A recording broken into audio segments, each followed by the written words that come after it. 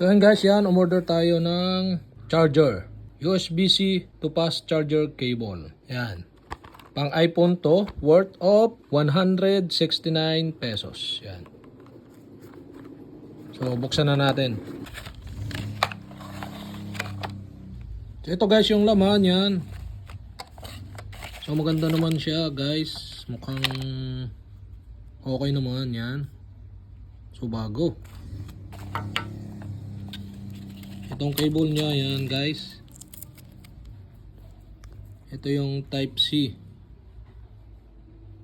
Para dito sa adapter. At ito yung para sa iPhone. So testing natin. So gaano nga ba siya kahaba? So ito guys yan. Makikita nyo mahaba naman siya guys. Yan.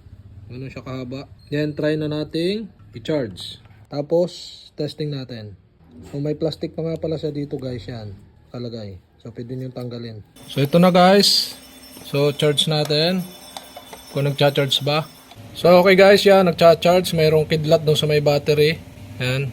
And okay, that's it.